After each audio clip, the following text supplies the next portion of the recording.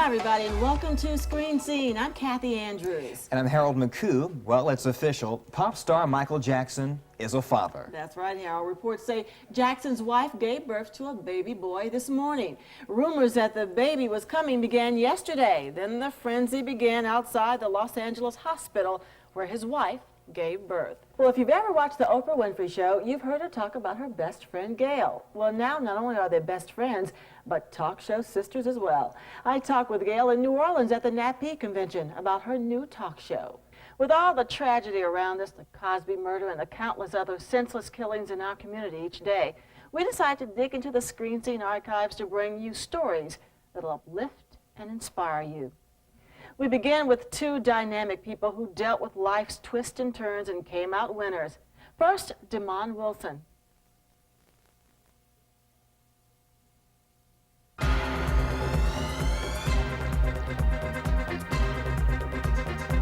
Hi, everybody. I'm Kathy Andrews, and welcome to the special edition of Screen Scene.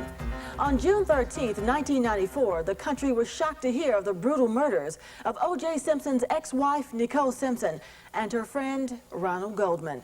But what followed was even more shocking.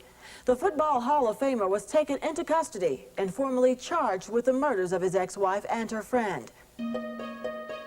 It's a crime story that mesmerized the country. June 13th, the bloody murder scene of O.J. Simpson's ex-wife, Nicole Simpson, and Ronald Goldman. Mrs. Simpson was nearly decapitated. Both had been stabbed several times. It was a brutal, messy killing that showed no mercy. Football is his game, but there's more to life than football for Dallas Cowboy Emmitt Smith. I'll show you how he's living next. This is how I'm living. Welcome to This Is How I'm Living. Today I'm here with Emmitt Smith, star, running back of the Dallas Cowboys, and author of The Emmitt Zone. We were talking earlier about your family, and we talked a little bit about your spirituality and how you feel that being a Dallas Cowboy is your fate. Do you believe in God? Welcome back. Well, I dream about this every day. What would you do if you hit the lottery for millions of dollars? Now, don't say it could never happen to me, because the title of our next film says it could happen to you. The film stars Rosie Perez and Nicolas Cage as a married couple who hit the lottery for $4 million. Now, if you're wondering what they did with all that money, you'll definitely be surprised. Coming up next, they came by the thousands to the beautiful island of Aruba in search of parties, great music, and a weekend they will never, ever forget.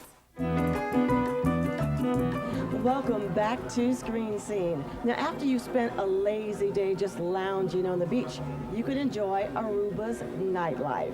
From live entertainment to dancing to some of the most spectacular casinos in the Caribbean. As they say in Aruba, Bongosa. It's time to party. Ya tú sabes, para toda la gente que movieron la cadera, aquí está otra cosita caliente. Okay, we're feeling lucky. We're gonna win. Along with pal Nikkei Wills, we tackled a game of poker, or at least we tried. How long have you been doing this? 3 years. So you're a pro, huh? Now tell me, how do you play this game? Needless to say, we didn't leave the table millionaires. So what about those slot machines? Okay, come on, come on, come on. Well, better luck on the dance floor, maybe. Let's go.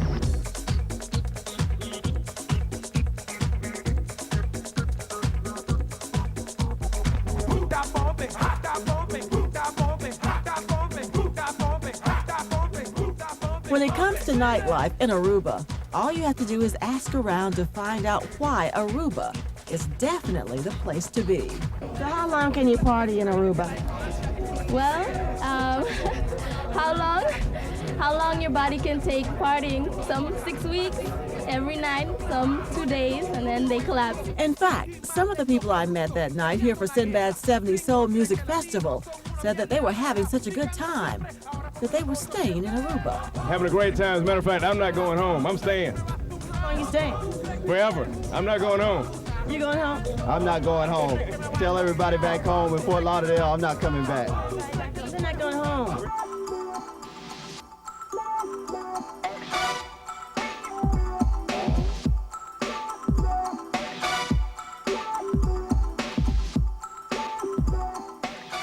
Thanks for joining us for Kicking the Reel Sundance 95. Hi, everybody. I'm Kathy Andrews. As you can see, we're doing something a little different today. In our continuing effort to bring you, the viewers, the latest in entertainment, we present coverage from this year's Sundance Film Festival. Welcome back to Screen Scene. Do you remember songs like Backstabbers, For the Love of Money? I'm talking about the legendary OJs. I spent time on the golf course with one of the OJs before the group received their Vibe Props Award. Their songs are timeless. The OJs are celebrating nearly 40 years together and their 28th album. Before their performance and award ceremony at Pleasure Island, I spent some time with original OJ Walter Williams on the golf course. Okay, well, you go first, Walter. I'm going to see how you do it. Then I'm going to try it. You're going to try Because you're the pro. I am not the pro. You learned I 3 wish. years ago, and now you beat Eddie Levert every time you play, right? Yeah. That's on camera. You got that? He beats Eddie Levert every time we play now. he plays. Look out, Eddie. All right. There's that baseball swing. Yeah. You take a practice swing first. Woo! And you knock it where Did you see it's that not ball? supposed to go. It went over that way. Walter wasn't having a good day, but he did give me a few good pointers. And he told me how the OJs have changed over the years. Vocally, our voices will never change. Musically, we have to adapt. So we listen to the radio. And they've worked with young artists like the son of OJ member Eddie Levert, Gerald. Gerald's pretty much on top of all of these things. He wrote and produced at least 5 songs on this particular album. Keith Sweat wrote 1, and he's singing on it with us. And we like that a lot because he's begging again. And he and Eddie begging together is It's something, something to oh, yes. And we're off for the media tour, accompanied by BET's marketing director Clint Evans. My first stop, WVON Talk Radio, with host Tony Tucker. We're partying in Chicago, okay? Last night we were at the Cotton Club, the Green Dolphin. We're covering all the night spots. We're also covering the Chicago Jazz Festival. And we covered the DNC Gala last night and saw all the politicians. So we're just, giving people a flavor of Chicago.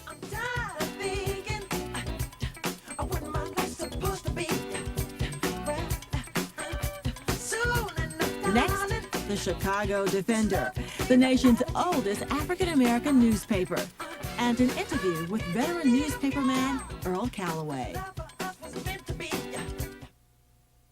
The name Howard Stern is synonymous with controversy, but in private parts, he reveals a different side. Or does he? Do you think this movie will change perceptions about Howard Stern? I never wanted to change their perception of me. Sometimes when you're going through this with him, though, have you ever said, I can't take that? Has anything ever offended you? For example, the things he does with women, and he talks about blacks.